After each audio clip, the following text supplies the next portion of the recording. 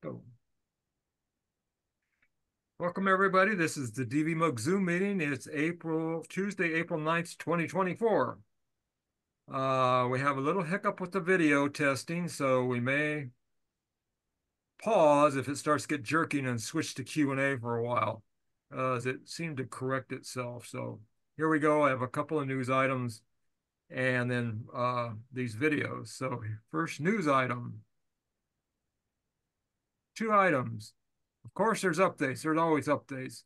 These came out a little laggy. The Ventura update, and there was a Safari update that only applied to Monterey. Isn't getting security updates anymore. So let's go forward. Here's the news article from OSX Daily. So it is nice that they're still updating Safari for Monterey, and that works. And also Ventura has a full system point update. Okay, next one. This is interesting. iWork was updated. Kind of nobody really noticed. They just did it. Went from 13 to 14. And I noticed that it works. I had to go and look it up. It's only up for Ventura and Sonoma or iOS 16 and 17. I do these keynotes on the 27-inch on Big Sur. So that's what I did. And then I went and opened it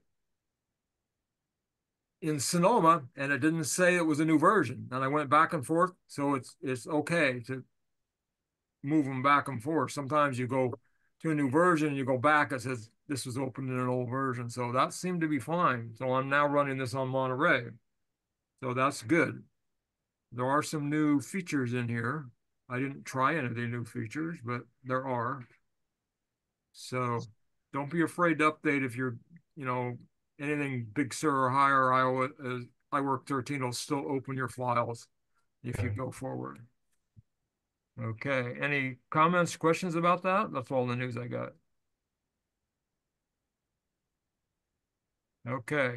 To hear because now I can run it on my laptop. What about the web version? So videos we have a brand new one from Gary. Was yesterday about HEIC files? Little one from Apple, and the rest of these I think are from Gary. One of them at the bottom about why Mac and iPad deals aren't good. That's actually been out for a while. We've never watched it.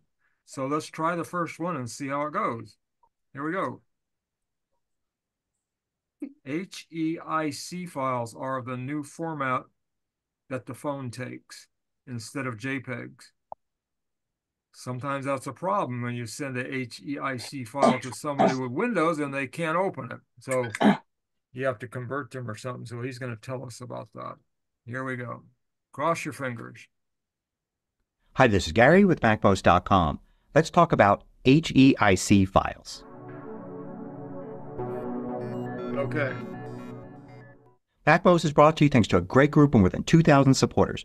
Go to MacMost.com/Patreon. There you could read more about it, join us, and get exclusive content and course discounts. So years ago, if you took a look closely at the files stored in your Photos app, you would have noticed that they are JPEG files. But today, if you take a look at your Photos files, especially if you use an iPhone to take photos, you may notice they're not JPEG files anymore, but HEIC files. So JPEG files are compressed image files. As a matter of fact, you may have used the terms image file, photo, and JPEG file interchangeably.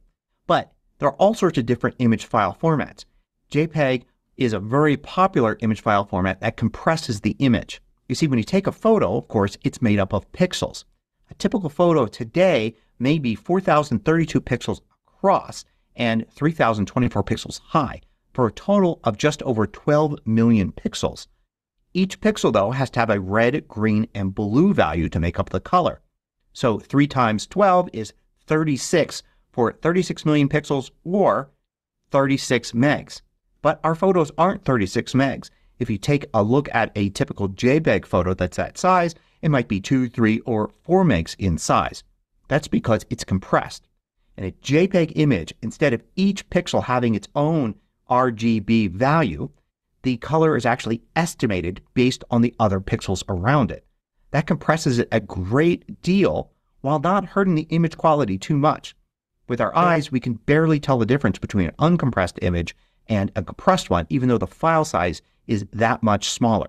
But the JPEG image format is pretty old, and there have been advancements in the field. So there are new, better compression formats, and one of those is the high efficiency format. So in 2017 with iOS 11, Apple switched over to having the default format being HEIC, High Efficiency Image Container. This format will give you similar quality to JPEG files, but even smaller file size. This will save space on the local storage in your iPhone, your Mac, or your iPad, and also save you space in iCloud Drive. And as an aside here, that's kind of interesting because a lot of people assume that Apple wants people to spend more money, to buy larger drives, to get more storage in their iPhone and get a larger storage plan for iCloud that they pay each month.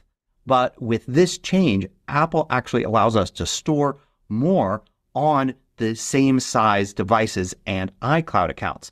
So Apple's actually losing money by implementing this. And let's take a look at how much space is saved. I have a photo here that instead of taking and compressing, I actually took it in raw format on the iPhone. So every pixel retained its own individual red, green, and blue value. And then I exported it in a format that supported that, TIFF. A TIFF file format is very old and each pixel is stored individually. So if I were to look at this photo here and get info on it, I could see it is 4,000 by 3,000 pixels, and that does indeed total just over 36 megs. So this is uncompressed. Now, in the preview app, we can actually export in a variety of different formats. So let's go to File and then Export. And then I'm going to use the JPEG format, and I'm going to keep the default setting here. So just under Best. And you can see it's going to save it as a file that's 5.4 megs in size. I'll save that here to the desktop, and we can examine it and see that it is indeed 5.4 megs. Now let's do the same export here, but this time we're going to change the format to HEIC. I'm going to leave the setting at the same default setting there, and you can see it's much smaller, 3.4 megs in size. So let's save that out. And now we can verify that indeed the file is that size. Let's compare the quality. Let's go ahead and zoom in on a section of this here so we can see what we're looking at. And we can see the individual pixels here. Now let's take a look at the JPEG image and zoom into a similar portion there. And we can see it's really hard to tell the difference. And if we look at the HEIC format and we zoom in here again, we can see also that it's very similar in quality. So we're not sacrificing that much of quality, but going from 36 megs to 5 megs to 3 megs is quite a savings in space. Now, a big problem with HEIC files is that they're fairly new. Like I said, before 2017, you couldn't have even opened an HEIC file on an Apple product. And it continues to be true today for Windows machines and some phones as well. So if you send an HEIC file to somebody, chances are they won't be able to open it unless they're using Apple products like you are. But this really hasn't been too much of a problem. Matter of fact, you may have been using HEIC files for a long time at this point and not even realized it and not had any problem sending them to anybody. That's because when you go to send a file, either in mail or messages, it automatically converts it to a JPEG file. So for instance, here in the Photos app, if I select this photo and I get info on it, I could see that it is indeed an HEIC file as the source.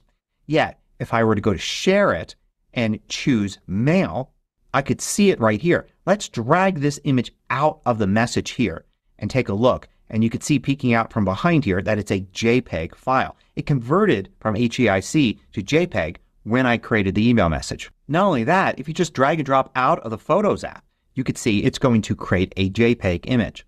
Or if you want more control, you go to File and then Export the photo or group of photos. You can choose JPEG or HEIC. Plus, sharing online with something like an iCloud photo gallery is just going to show it in a compatible format. So they'd be on a web page that somebody would view in a browser, and the actual images would be JPEG images stored on the server there. So again, no compatibility issue with that. Now you do have some control of this on your iPhone.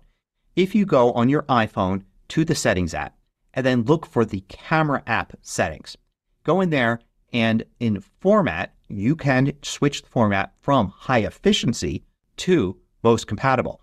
Most Compatible means JPEG. So you can decide to still have your photos stored as JPEG files, and that's how they would sync across using iCloud Photos. But of course then you're losing this savings in file size if you do that.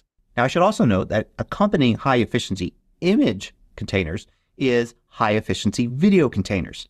If you look in videos here, I've got an older video, and if I look at that I could see that it's a .mov file, which is just the container, but inside is an H.264 video.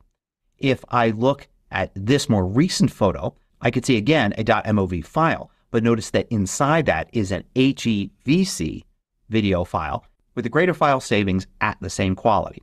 But if I were to drag and drop this out of Photos, then the resulting file I would get would automatically be converted. I can select this one, get info on it, and see that it's actually H.264. It's been converted. But if I were to select the file here, go to File, Export, and then Unmodified Original, and then export that, then I'm going to get a file here that is saved with the original format, HEVC. And instead of using Preview, I can actually use QuickTime Player to convert this. So I can double click it, opens up in QuickTime Player. And then if I export it from here, then that export would actually be saved H.264, but I also have the choice to save it as HEVC. So QuickTime Player can convert these video files just like Preview can convert image files. Now I know I'm going to get asked about older files in your Photos library. If your most recent ones are using HEIC format and they're smaller because of that, what about your older photos, the ones that are JPEG format? These files, of course, are going to be a little larger than they could be using HEIC. So the question I'm often asked is, how do I convert these old ones to HEIC? And the answer is really you don't. You shouldn't. First, there's no easy way to do it. And even if there was, you'd have to actually convert them all. It would be a difficult process. But also, remember, these are already compressed files. So to convert a JPEG to an HEIC would mean compressing a compressed photo. You'd be losing quality doing that. It would be like in the analog days making a copy of a copy on magnetic tape. Each time you do it, you lose a little bit of quality. The HEIC files you have now are taken directly from the original capture on your iPhone and compressed right to HEIC, just as these JPEG photos were taken from the original capture on your phone and converted to JPEG files. So I wouldn't recommend for anybody to even think about converting your old JPEGs to HEIC. Just leave those old files as JPEGs and enjoy the smaller file size on the newer photos that you take today. So I hope you found this informative and useful. Thanks for watching.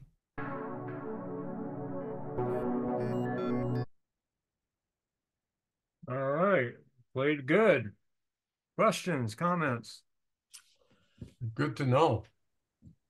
It's Yeah. good to know, but I'm not sure how many of our members are really going to run out and make absolute educated use of Well, all like that. you say, when you email it, it converts it for you. Yeah, People are it's doing this. They automatic. don't even know, but they might like to know if something didn't work, why it didn't work.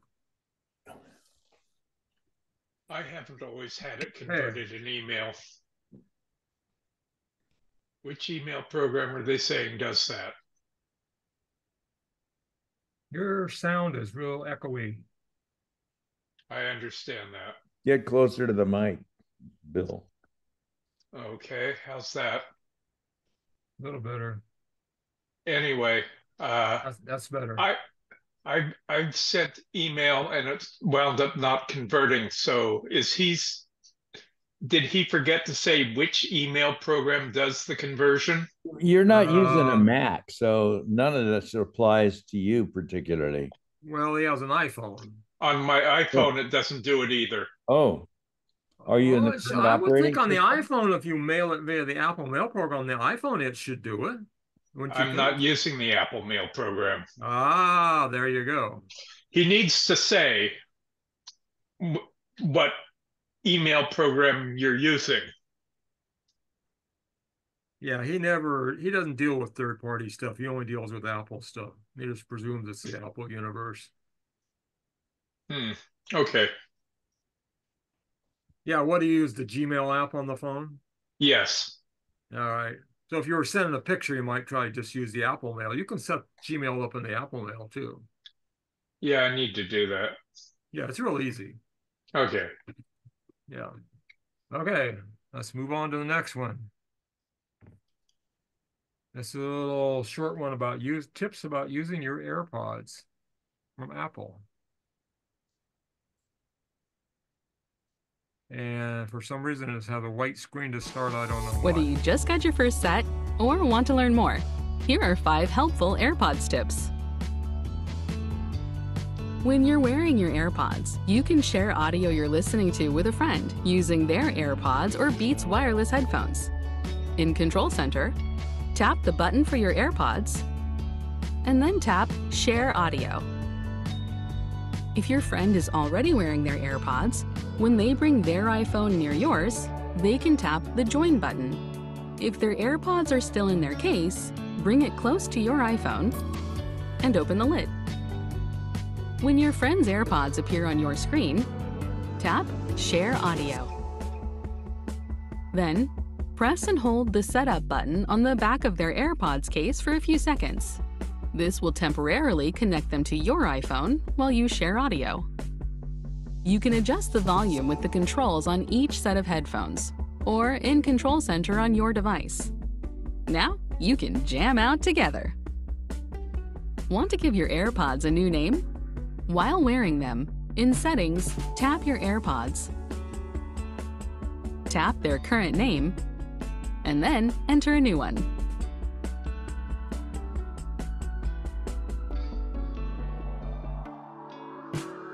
Just tap Done to save it.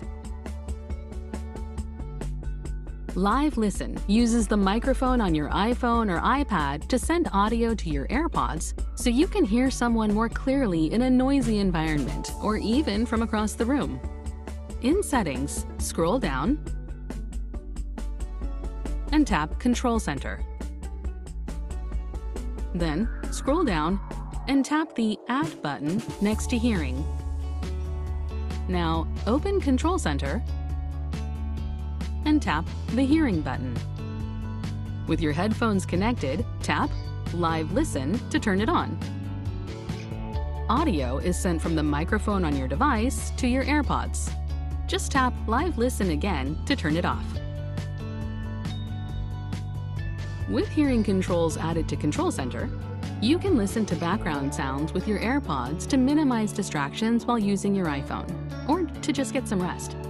From the hearing controls, tap Background Sounds, and tap the background sounds icon to turn it on. This is also how you turn it off. Then tap a sound. You can choose from sounds like bright noise, ocean, rain, and more. To adjust the volume, drag the volume slider.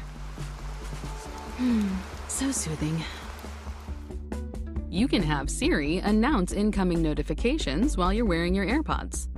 In Settings, tap Notifications. Next, tap Announce Notifications, and then tap to turn it on. And that's it. When your iPhone screen is locked and dark, Siri will announce your incoming notifications from supported apps like Messages and Reminders. From Rebecca Hernandez, let's catch a movie this weekend.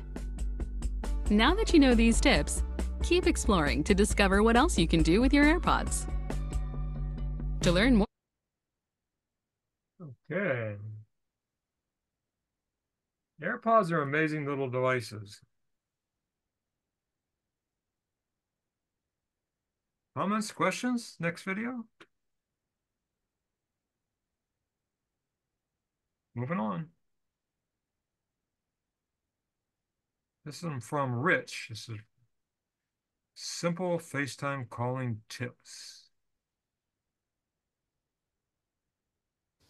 FaceTime is a really great way to visit with family and friends who are nearby or, miles away. It's hard to believe that FaceTime has been around for almost 14 years. I remember when it first launched. I thought it was just about the coolest thing ever, but you know, I really didn't use it that much. And I'm not sure why, but I just didn't. But you know, the years have passed, and when the pandemic hit, I was all in since we were pretty much locked down. And FaceTime has gotten so much better over the years. If you're new to FaceTime or would just like to polish your FaceTime skills, then stick around. This video is for you.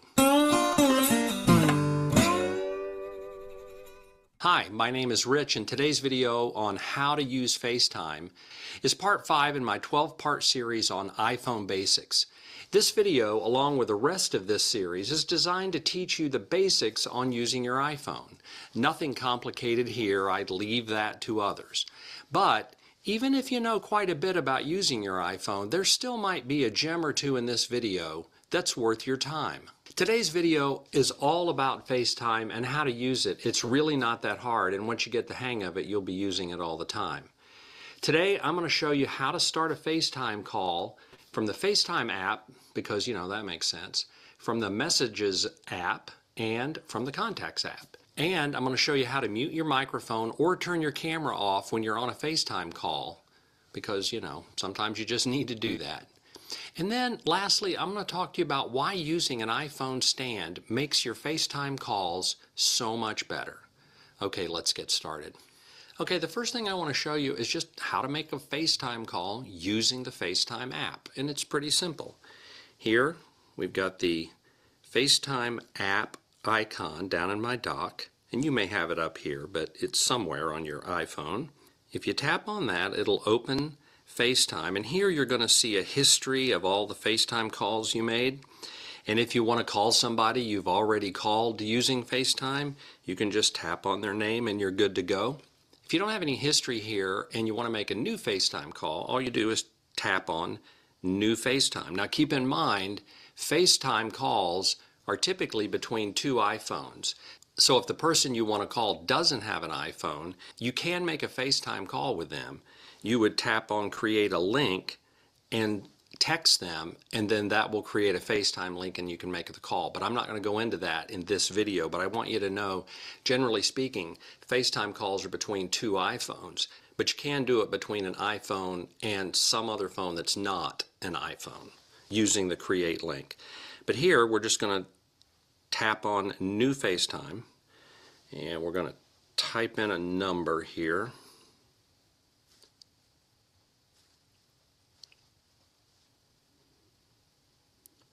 And then we're going to hit return, and then we're going to just tap on the FaceTime button like that, and now you're making a new FaceTime call. And that's how you make a FaceTime call from within the FaceTime app. You can also start a FaceTime call from within Messages. If you tap on Messages and you see someone that you want to that you've had text messages with, you can tap on that, and if you'll notice, there's a little camera right up here in the top right corner of your iPhone. If you tap on that, you can make a FaceTime audio call, which is audio over FaceTime but no camera, or you can tap on FaceTime video and you have a full FaceTime call. But from within the Messages app, all you have to do is tap on the little camera, and that's it. You can also make a FaceTime call from within the Contacts app. If you tap on your Contacts app and open it up, and then you tap on the contact you want to make a FaceTime call to, you can just tap on FaceTime, the little icon button right here, like that, and make a FaceTime call. It's as simple as that. Again, you just go to the Contacts, tap on FaceTime, and you're good to go. Okay, the next thing I want to talk to you about is how to mute your audio or to turn off the camera while you're in the middle of a FaceTime call. So I'm going to make a FaceTime call from myself to myself using my two iPhones, and then I'll show you how it works. In return, we'll make the FaceTime call. Now I'm going to answer over on my other phone. And I'll hit join. So now I'm making a FaceTime call from myself to myself. But as you can see up here, I made the call from this phone. I can mute the audio by simply tapping, and if that disappears, by the way, you can just tap on your screen and bring it back or make it disappear. If you tap on the screen, you can just tap mute, and now you've muted your microphone here so that the person on this side can't hear you. Or if you want to turn off the camera, you can just tap that, and you can see that the camera has been sort of fogged out so they can't see anything. And then you can turn the camera back on, and you've got it that way. And it's real simple. You can mute audio or turn your camera off and on. And sometimes that's important. It's just something that you need to do if you're in the middle of a call. Okay, the last thing I want to talk to you about is just using a stand like this when you make your calls. If you have your phone like this and you're talking and you're walking all around, you can see how distracting that is for the person who's trying to watch you. And it's just difficult to do. And then you're trying to hold your phone like this, and then you kind of back away, and then you start talking like that, and then pretty soon it's just all over the place. But if you have a stand, a simple stand like this, then suddenly the call becomes a lot easier for the other person to see, and it becomes more enjoyable too. And you'll notice too, when you're talking to the other person, if they're not using a stand, how difficult it can be to watch. It's just one of those things. So when you make a FaceTime call, if you can, be sure to put your phone on a stand. It just makes sense. You know, whether your friends or family are close by or far away, using FaceTime creates a more personal connection than just a phone call. My hope is that this short tutorial helps you get started using FaceTime to connect with those who are important to you. Okay, that's it for today. Thanks so much for watching, and as always, I'll see you in the next. So the lag is back, obviously you can see. I don't know what's going on. Strange that Question? the audio is fine. Yeah, the audio is fine, but it's fine for me watching on this computer. It's still over there where you guys see it. And I'm recording that it's lagging. So I don't know whatever. I don't know what's going on. We're not going to fix it in the middle. So questions about this, FaceTime, comments? We could wait a bit and see if this fixes itself and do Q&A for a while, or we can try another one. What do you think? It's up to you. Move forward, carry on. Move forward and see what happens, huh? There we go. This is Gary talking about power adapters for your phones and your MacBooks. Okay, go for it, Gary. Hi, this is Gary with MacMost.com. Do you need to use the exact charger that came with your MacBook, iPhone, or iPad, or can you use another?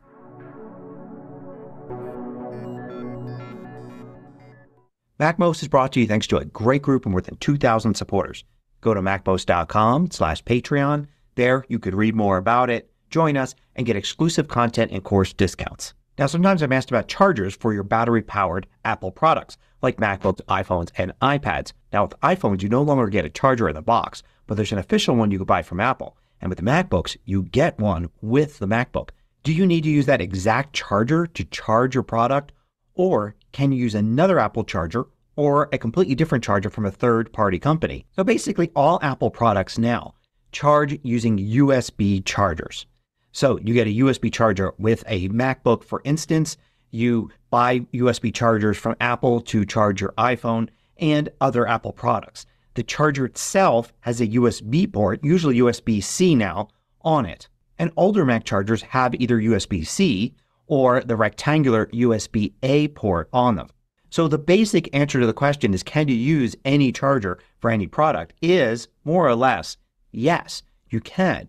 You can use a third-party one. You can use an Apple one that's not the same one that came with your device. And you can use ones that provide more or less power with just about any device. So different chargers provide different amounts of power. Usually this is measured in watts, but not always. But Apple uses watts. So for instance, you can get a 35-watt charger from Apple. There's a 20-watt charger. A MacBook may come with something much larger, like a 90-watt charger. And this is more or less a measure of power to your device. Watts, amps, and volts are all related in a ratio, but volts is always 5 volts for USB devices, unless you're talking about quick charge, which I'll talk about in a few minutes. So if your MacBook came with, say, a 60-watt charger, you can use a USB charger that is more than 60 watts or less than 60 watts. But if you use something that's less, it's going to affect the charge speed. So, for instance, if you use a 20-watt charger on a MacBook that comes with a 60-watt charger, you may notice it charges slower than using the 60-watt charger. And if you go really, really low, like you use a USB charger from a small gadget that's even less than, say, 5 watts, then you may notice that it's just not enough to charge your MacBook at all. If you go up in wattage, though, it won't damage your MacBook. Think of it like your MacBook pulls power from the device. So say if you use a 120-watt charger and your MacBook really only accepts up to 60 watts, it's only going to pull 60 watts from that charger. The charger is not going to overload or overheat your MacBook. Another thing to think about is if you're using the MacBook at the same time as you're charging. So say if your MacBook usually uses a 60-watt charger and you happen to be using a 20-watt charger at the moment and you're actually using your MacBook. Now, how much power your MacBook uses depends on what you're doing. So maybe if you're just reading an article on the web, 20 watts may be enough to actually charge it while you're using it. But if you're editing video in Final Cut Pro, you might find your Mac is actually using more power than it's taking in from the charger and the battery is slowly draining. Now, while we're talking about MacBooks, another important point I want to bring up is that if you have a current MacBook, it's got a MagSafe power port. That means you use a special MagSafe adapter to magnetically connect to it. And this is great because if somebody accidentally trips over the cable, it won't pull your MacBook off of the desk. But you can still use the USB ports to charge. So for instance, while traveling, I usually don't bring my MagSafe cable. I just have one charger for all my devices, and that's got USB cables, and I just plug one of those into the USB-C ports on my MacBook Air, and it charges from there. Now, another thing about MacBooks is they can actually provide a charge to other devices. So you can use a USB-C port on your MacBook, plug your iPhone into it, and your iPhone will actually collect a charge from your MacBook. You could do the same thing with other devices. Like for instance, you can charge AirPods from it. Matter of fact, you can even charge AirPods from an iPhone. Just connect them with a cable and the AirPods case will take a charge from your iPhone. Now, another question I get sometimes is about the two different types of USB ports. You'll see the rectangular USB-A port, which has been around for a long time, and the new smaller USB-C port. And the question is do you have to connect to the right one for the right device? And the answer is no. You just need the right cable, of course, to connect to USB-A or USB-C. But power is provided through either one of those. So for instance, if you've got a wall outlet that has USB-A, as most of those do, you can get the right cable or a small adapter and use that to charge up your MacBook. So the charger's type of port, USB-A and USB-C, doesn't matter. It's the amount of power that comes out of it that determines how fast your MacBook will charge. But either one will work. Now, what about quality? Does it make a difference if it's a high quality, well-made charger versus a cheap one? Well, it does, but probably not for the reason you're thinking. If the charger works, it will provide power to your device and your device will be fine. However, low quality chargers do have a tendency to break. So that cheap charger you pick up at a gas station or airport because you forgot yours, that one may not last very long. Sometimes it may only last weeks or months or may break almost immediately. Of course, even a high quality charger can break and even a low quality one can last a long time. It's more about the chances of it lasting. And the same is very true for the wall outlets that you can buy to replace the outlets in your home. Those sometimes now come with USB-A or USB-C charging ports. And those tend to be very cheap unless you spend money to get a high quality one. It's more of a problem when these break because then you actually have to replace the wall outlet again. You can't just swap the charger.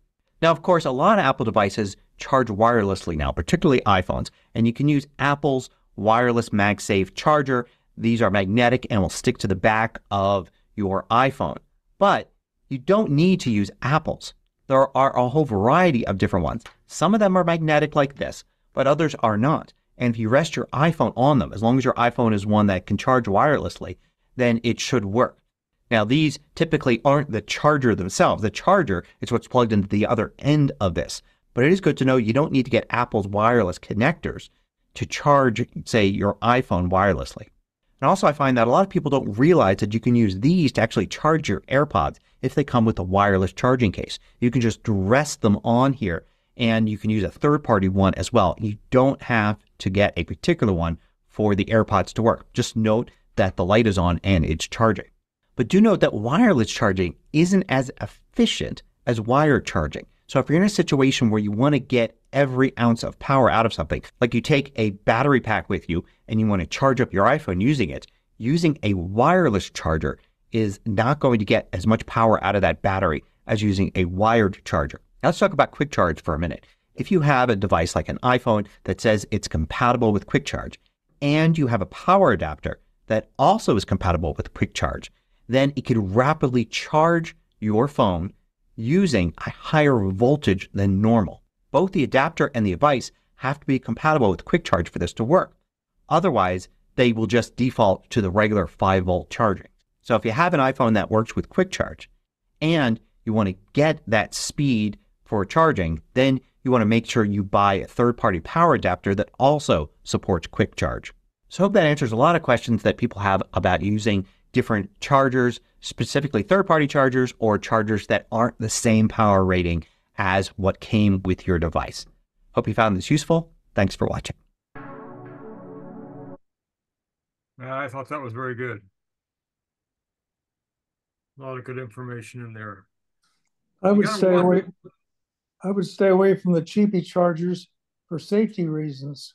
Yeah, he didn't mention that they tend to have a history of like bursting into flames. And they can also damage your equipment. Right.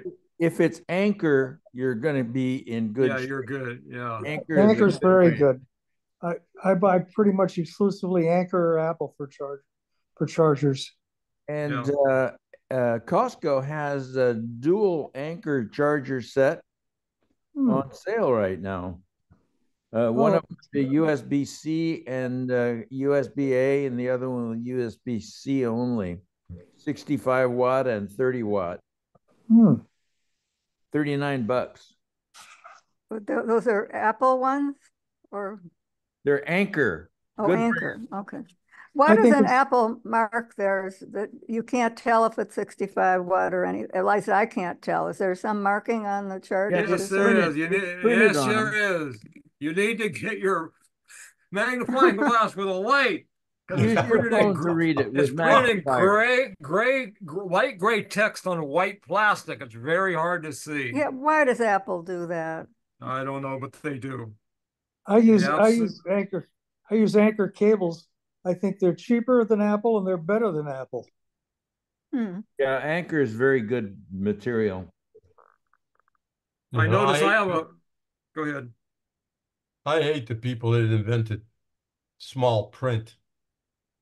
I have a third-party wireless charging puck, which I dropped the AirPods on top of, and you got to make sure it's not magnetic. So you got to make sure you get right in the center and make sure the little light comes on that's charging. If it wiggles or moves off center, it'll stop charging. You won't notice, and you got to recenter it. It's kind of irritating.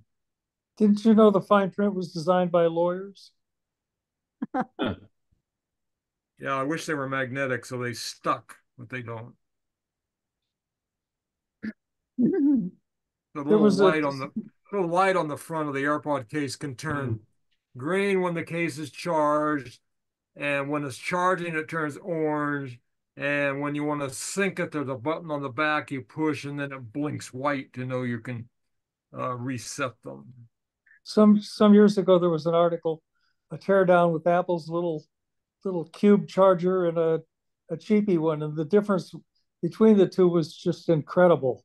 Right, I remember seeing that. The guts of the charger, they sawed it open, and you can tell they're cheap. The cheap ones are cheap for a reason. Yeah.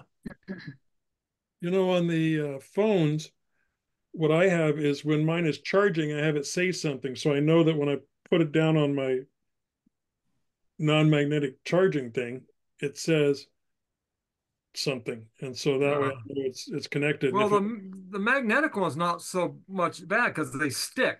No, I'm just saying my non-magnetic one. On my non-magnetic one, And that way, if it falls off or it's not charging, it'll say something else. And so, no, that's a good idea. I wish the AirPods would talk to me and say, "Hey, it fell off the charger." I've been using inductive chargers for the phones for a long time, either Mophie or Anchor. someone told me that the anchors, instead of the regular cords like Apple has those rubber coated things that are crap, that the anchor ones are semi braided or something, so they don't tweak at the end. Is that true? Depends. It depends which. They have several series. You can get them of different quality and different finishes on the end. And Apple is now using braided cords. Yes. Are they? But what's the name of the place? Best Buy? No, it's a place where you mail order stuff. Darn it, I'm just OWC. Their cables are really Amazon. good. Pardon me? Amazon. Not OWC. No, cable. it's down in Southern California. Oh. Yeah, cable something. Cable. Not Cables to Go. Oh yeah, I know. Cable guys. Monoprice. Monoprice. Oh yeah, Monoprice. Yeah, their stuff's really good. I had an prices. HDMI cable that I compared their $9 HDMI cable with my $75 HDMI cable, and the Monoprice $9 one was better. Yes. They got some good stuff. They have a cable from almost anything you can think of. Yeah. Is that MONO? Yeah. Yes. Yeah, Monoprice. Like USB 2 cables years ago, where there were $16, $17 in Staples or Office Depot, they were $1.25 at Monoprice. Yeah. Right. One thing I found at Monoprice is a little combination Bluetooth receiver and transmitter. And I'm using an old iPad here, and I have a Sirius XM subscription that is good in your house and on the car. And I use it to run Sirius XM music through my stereo system wirelessly. And I think I paid about $25 for this thing. And it just runs. It just goes.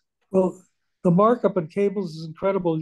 Years ago, when I worked for LA County, we used to get a cost plus 10% at CompUSA. So I went in and bought a $7 modem cable, and my price was $1.91. Yeah. All the Apple chargers, even this little sucker here, in the back in light gray, is a model number and a wattage, and I put stickers on all of them so I can know what the hell it is. Yeah, I always assume that they got a deal on black paint and they keep watering it down to make it gray. So gray paint on white plastic is ridiculous. I still try to charge as slow as possible just to save battery life. Yeah, supposedly that's always been true about all kinds of values. The faster you charge them, the harder it is, and they get hot. Yeah. The old rule I used to go on car batteries is how fast did it go down? If it went down slow, charge it up slow. If it went down fast, you can charge it fast. I charge the iPhone on a 7.5 watt inductive charger and just stick it on at night before I go to bed. Let it charge slowly. It goes to 80%. When I wake up, it tells me what time it's going to be full. Okay. A lot of comments about that one, huh? Ready to move on? That video seemed to play okay. Wasn't that weird? Yeah. Okay. Let's go to the next one. It's always weird when it works right. I don't understand. 10 places you can use Quick Look to preview files. Hi, this is Gary with MacMost.com. Let's take a look at different places that you can use Quick Look on your Mac. And now this one's jerky. MacMost is brought to you thanks to a great group of more than 2,000 supporters. Go to MacMost.com/Patreon. There you could read more about it, join us, and get exclusive content and course discounts. So Quick Look is a handy way to preview files on your Mac before you actually open them or use them in some other way. The most common place to use Quick Look is in the Finder. This is where most people already know it's there, but in case you don't, this is how it works. So you select a file in the Finder, like this photo right here. Now you could just double click it to open it in the default app or drag and drop it into the dock to open it up in another app. But let's say you want to preview the file first to make sure it's the right one. You could do that with Quick Look. The easiest way to bring it up is to use the spacebar. Just with the file selected, tap the spacebar and it brings up Quick Look. That's what this little window here is called. With Quick Look you can do various things. Like for instance, you can move the window around like I showed there. You could also resize the window if you want for a closer look. You can use the trackpad with 2 fingers to zoom in, zoom out. There are usually a variety of options up at the top depending upon what the content is. Like sometimes you could do markup, like with this image here. You can rotate, you can share, or you could open it in the default app. You can even go full screen with this button here. You can use the spacebar again to close Quick Look or click on the X button here at the top left. And you could select another file. Here's a PDF file. I'm going to use Quick Look for that. And you can see it will show me the contents of a PDF file. It's not just for images. And you can zoom in and zoom out and move this window around. In fact, you can leave the Quick Look window open and select another file. So I'll select this Pages file here. And the Quick Look window will change to show you a preview for this document. So you can see it works with lots of other types of documents, not just things like images and PDFs. Pretty much all the Apple apps like Pages, Numbers, Keynote, and such will support Quick Look for previewing, and a lot of third-party apps do so as well. But a lot of people don't know that there are other places you can use Quick Look. Places where it's even more handy because you want to preview the file before you open it or import it. So for instance, I'm going to go to Pages here. And let's say in Pages I go to open a new document. Well, I want to make sure it's the right one. So this is the Open dialog. This is what you get if you start Pages fresh and no documents open, or you go to File, Open. You could select a file here, and just like with the Finder, you can use the spacebar and preview the contents of that file in Quick Look to make sure it's the right one before you select it and open it. Quick Look works almost universally in any app with an Open dialog. Now sometimes apps let you import content into a current document or into a library.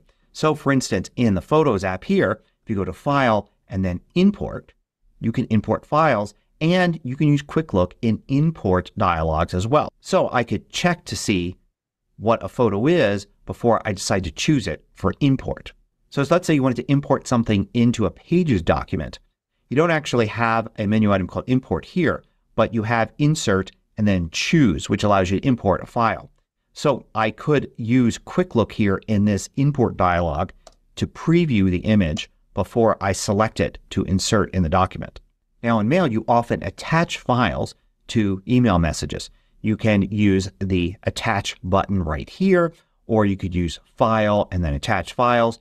Either way you end up with this dialog here that allows you to select a file. And you can select the file, and before you click Choose File you can use the spacebar and Quick Look, and then you can make sure the file is the right one. Likewise, online on a web page, sometimes you want to choose a file to upload. So for instance, on this web page you can click here to choose a file or video to upload, and it will open the Upload dialog here. It says Choose Files to Upload at the top. You can then select a file here, and to get a closer look at it you can use the spacebar to Quick Look before you choose it. Now starting very recently you can use Quick Look in Spotlight as well to preview the files there. So if you use Command Space to start a Spotlight search and then you start the search like that, you can use the arrow keys to go down and select one, and before you decide to click on it to open it you can use the spacebar and you get Quick Look here. And you can use the arrow keys to actually view the different documents that are there. Sometimes apps allow you to use Quick Look to get a closer look at the content inside of a document. So for instance, the rather new Freeform app does this. I can go into a board here I've created and I've got these images. If I select an image, notice that there's actually a button here and you can click it to bring up Quick Look to get a closer look at the image. You can also use the spacebar. So I can select this one here and use the spacebar to Quick Look for that image. Here's an example of a 3D object in a board, and I can select it here and use Quick Look to view it and even manipulate it in 3D. So before I showed you how to use Quick Look to decide which file to import as an attachment for a message, but you can also use it while viewing messages. So here's a message I received and there's an image in there. I can select the image with just one click and use the space bar and bring up a closer view in Quick Look. And the same will work for PDF documents and other things as well. And the same is true in the Messages app. If you get an attachment in a message, you can click it once to select it, and then the space bar will bring up Quick Look. And keep in mind that in almost all cases where you use the space bar to bring up Quick Look, you can also control click, two-finger click on a trackpad or right click on a mouse and bring up the context menu, and you should be able to see Quick Look there as an option. You can also use Quick Look in the Notes app. So here I've got a note that is an image and a PDF, and I can select the image here, use the space bar to bring up Quick Look, or I can two-finger click on it and you'll see Quick Look right there. Here's a PDF. It's a little tricky to select it, but if you select it just right, you can just select the PDF and then use spacebar to Quick Look the PDF. So there are 10 different places where you can use Quick Look on your Mac, but it doesn't stop there. It can be used in a lot of other places, both in the native apps and in third-party apps. For instance, here's an example of an unlikely place to find it. In Reminders here, I've got a reminder with a photo attached to the reminder, and I can click to select this reminder and use the space bar and Quick Look the photo that's attached. So you're going to find it in lots of different situations like that. More or less, if you could select an image or a PDF or a video or a sound file or anything that could be viewed in Quick Look, then you can usually use the space bar or the context menu to bring Quick Look up. So I hope you found this useful. Thanks for watching.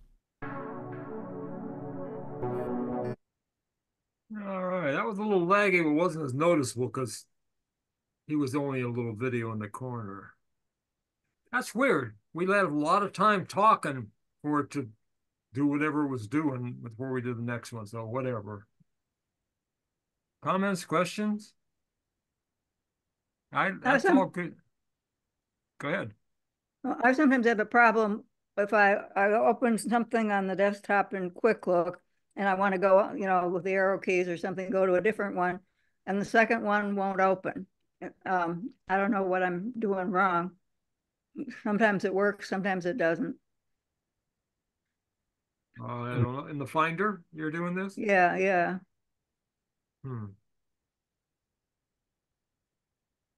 Don't know. I forget to use it all the time. I should use it more. All right, let's see what else we got. Maybe we can try another one. This is actually the last one, so let's go ahead and go for it.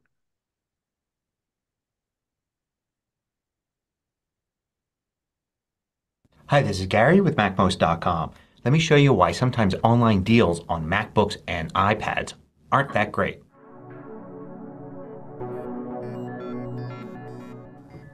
MacMost is brought to you thanks to a great group of more than 1,000 supporters.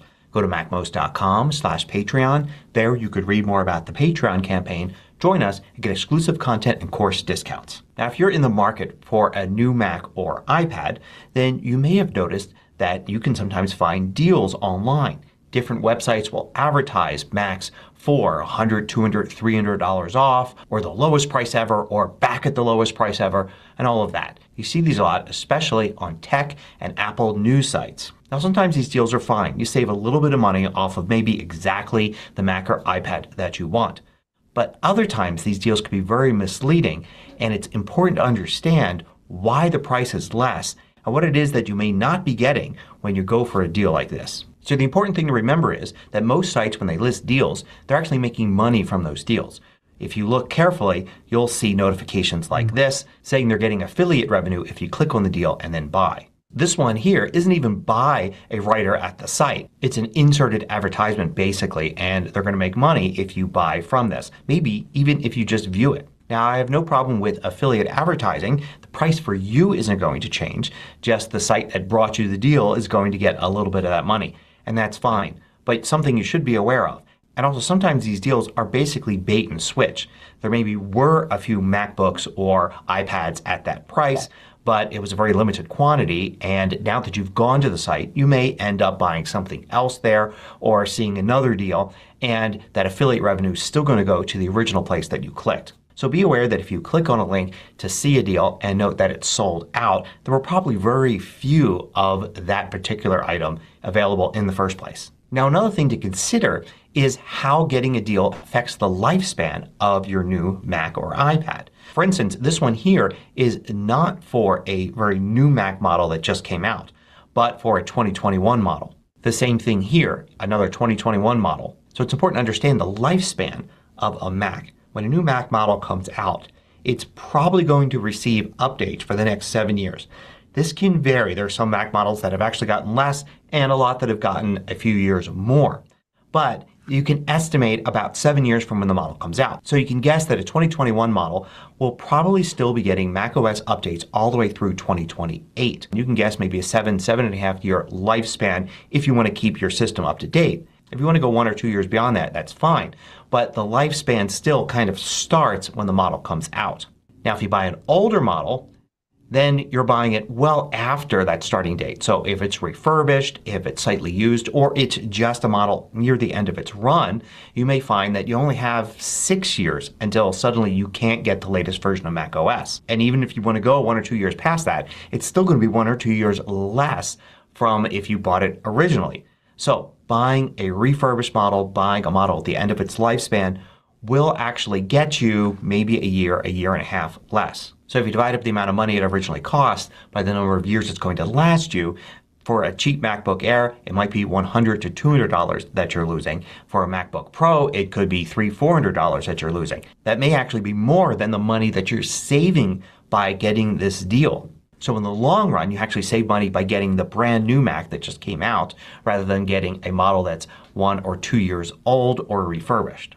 Plus there's the fact that newer models can sometimes be so much better. For instance, getting an M2 MacBook Air versus an M1 MacBook Air, there's an estimated 25% difference in performance. So you may save 10% on the price, but you won't be getting as good of a machine. For some iPads this is even more dramatic. You can go from one of the A series chips to one of the M series chips and get significant performance improvement, but you may not be able to find that great deal where you save, say, $150. Another thing to look out for is when the deal seems amazing, there's usually a really good reason for it. For instance, this $200 MacBook Air seems really cool, and if you look at it, it looks pretty modern and new and all of that. But if you check carefully, you'll notice it's a 2013 model. It's 10 years old. So we're talking something that already can't run the current version of macOS. As a matter of fact, a lot of people, myself included, have recycled Macs that are less than 10 years old. So $200 may seem incredible for a MacBook, but it's a really old MacBook that's not going to be capable of doing a lot of things that the newer MacBooks can do right out of the box. And chances are you might be able to find something not quite as old and a little bit more powerful used from a local store or a friend or family member for much cheaper or even free. And also check the specs really carefully. For instance, on this one it's got an anemic 128 gigabyte SSD and an Intel Core i5 processor with only 4 gigs of RAM. So this was a pretty underpowered machine even 10 years ago, and it's not really going to be capable of doing too much today. I see this all the time. Even with refurbished models that are only a couple years old, you'll see it's the minimum spec. So a really tiny hard drive and the slowest processor. Other times the deal is actually for a Mac that's too powerful. So let me explain. In this case here you can see that you can get up to $800 off some MacBook Pros. And that sounds like a great deal to save $800. So it gives us one example here, saving $500 here on a 14-inch MacBook Pro, down from $2,500 to $2,000. However, $2,000 is still more than it would cost you to get a brand new M2 MacBook Air right now. So you may be all wrapped up in saving $500 and not realize that the machine that you really want, the one that actually fits your needs, is actually cheaper than that, brand new directly from Apple. And also realize that there are 4 types of Macs and iPads that we will find in deals. The first is a brand new model. It's never been used by anybody else, and usually you'll find those when the model starts to get pretty old and is about to be replaced by something else. The second is a refurbished Mac or iPad, refurbished though by Apple. So these are called Apple Certified Refurbished, and you buy them from the Apple website. You go to apple.com/shop/refurbished, and this is where you get those. You can view a list of everything that Apple's got. You can take a look at the current Macs, and what's available changes just about every day. Now the advantage of getting it through Apple is it goes through their special program and it's backed by Apple and their warranty and everything. However, that's Apple certified refurbished. That's not all refurbished Macs and iPads. If you're at another site and it says that the Mac or iPad is refurbished, it doesn't mean it's refurbished by Apple. It could have been refurbished by the site. It could have been refurbished by some other company and then sold to the site. You don't really know. And what those Macs go through can be a completely different thing. As a matter of fact, where the Macs come from can be very different. I gather that a lot of Apple's refurbished machines are the ones that have been returned within 14 days of purchase. So a lot of those are simply somebody who bought it and they realized it wasn't right for them. There's also floor models. There are Macs that have been returned because of software issues or somebody not understanding something. And these get refurbished by Apple. The battery gets replaced. Everything gets cleaned. And it's checked probably more thoroughly than actual new ones coming directly from the factory. But a third-party company could be getting a 1-year-old or 2-year-old used Mac and then just testing it out and wiping the drive. You don't really know. And it's going to be backed by whatever warranty or guarantees they have, not from Apple. And the fourth type of deal is on a straight used Mac. Something that's not necessarily refurbished. It's just basically wiped and ready for resale. So a MacBook or an iPad could have an old battery in it that already has a bunch of cycles. It could already have a lot of wear and tear. So it's important when you're looking at a deal that you figure out which one it is and compare that to the price appropriately. Is it brand new? Is it Apple certified refurbished? Is it refurbished by somebody else? Or is it just a used Mac or iPad? Another thing to consider is returns. When you buy something directly from Apple, so you're buying the Apple certified refurbished models that might be on sale, you have 14 days to return it. Not only that, you can return it directly to Apple. But if you buy from somebody else, you can't return it to Apple. You've got to return it to whomever you bought it from. And that may be a lot more difficult and their policies may be a lot more strict. So make sure you take that into account. So there are some things to think about whenever you see a deal online for a new or refurbished Mac. It doesn't mean that every deal is bad, but a lot of them are. So you've got to be careful. Hope you found this useful. Thanks for watching. If you liked this video, all right. That was good. That was good. I've had very good luck with refurbs from Apple. Buy them occasionally as far back as the CI. Yeah, if it's Apple refurbished, it's virtually new because you get a brand new warranty on it. Right. Yeah, I've only had one bad one after all these years. I sent it back. They sent a new one. Or not a new one, another refurb. OWC, MacSales.com. I've dealt a lot with them. And they're pretty good. It's almost like the Apple Store. They have random stuff they get. Sometimes they have genuine sealed Apple must sell them like last year's models and they have them, or they have Apple certified refurbished, or they all the way back to stuff 10 years old. And the nice thing is like the Apple Store online, they'll configure it. You want more RAM, you want a bigger SSD, you choose it, you want a 1-year warranty, you want a 2-year warranty, what do you want? And then you can pick whatever you want. Combination, they'll build it to order, even on the used ones.